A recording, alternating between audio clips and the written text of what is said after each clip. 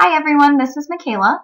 Today I'm going to be talking to you about how I modified a car seat in order to add a cup holder to the left side of it.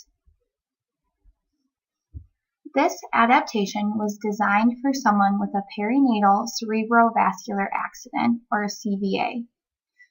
A perinatal CVA, or stroke, occurs sometime between the last 18 weeks of gestation up until the first 30 days following birth. 60% of children who experience a stroke have lasting neurological effects, including hemiparesis and hemiplegia. Implementing early intervention through multiple domains such as physical therapy, occupational therapy, and speech therapy can be beneficial for childhood motor development. In particular, this adaptation was designed for a 2-year-old boy who I see in fieldwork. This young man experienced a CVA while he was still in utero, which resulted in an affected right side. His affected right side makes it very difficult for him to use his right hand to complete fine motor tasks such as grasping and releasing objects. He also has trouble crossing his midline and reaching over to the left side of his body. Currently, the car seat that he uses every day, which can be seen on the left side of the screen, does not have a cup holder on the left side.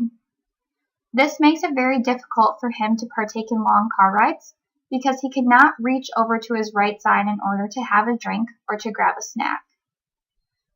I decided to add a cup holder to the left side of this car seat, and I decided to do it in a way that was financially very inexpensive in order to demonstrate to his parents how they could easily modify equipment that they have that he uses every day using simple materials that are found around their home.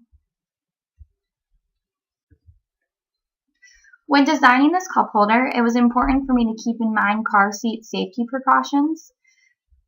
Two of the precautions that I paid close attention to were the fact that car seats can be installed with either the seatbelt or a latch system. This meant that my adaptation could not interfere with either of those installation methods, depending on parents' choice.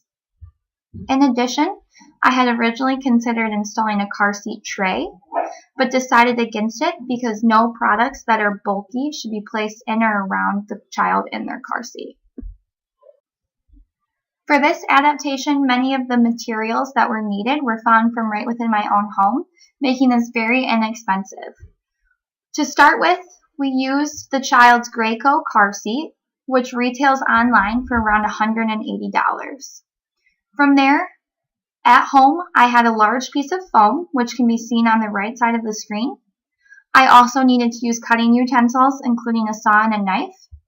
I found spray paint within my home just to make it look more visually appealing. And I had to purchase felt and Velcro, bringing the total cost for me to $4. On the screen now, you can see some of the steps of the design process. Originally, I wanted to make sure that this adaptation could be used in multiple different types of car seats. The car seat that the child from my fieldwork has is unique in the sense that it's not all connected on each side. The car seat on the screen in front of you is a car seat that I borrowed from one of my nieces and nephews.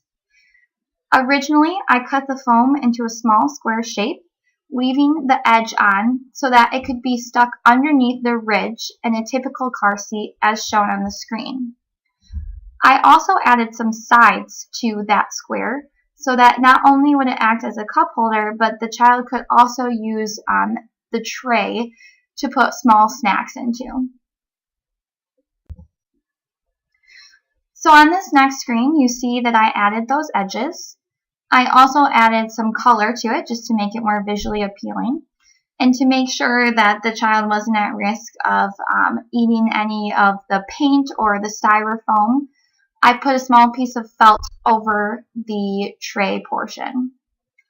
I also cut a hole that was designed to fit multiple different styles of cups so that the child could use small cups, large cups, and then on the right side of the screen you can see that this is a rather thick device, so the cup is stabilized. In the middle of the screen you can see that I added Velcro around the contraption.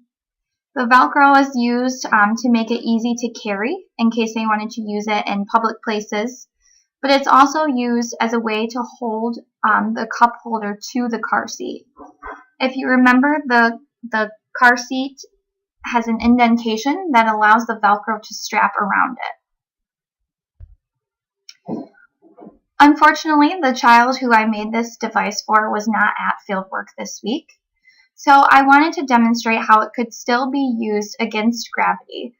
So on the screen here, you see on the left that the cup holder was held against a banister, demonstrating that it doesn't need to rest on anything and it will be able to Velcro around the side of the child's car seat. On the second picture, you can see that the Velcro is adjustable so that they can make it tighter or looser depending on which side of the car he's sitting in. And on the last two images, you can see that the cup holder did not need any support underneath it in order to stay in space. I look forward to bringing this cup holder to the family next week and can't wait to hear how they like it.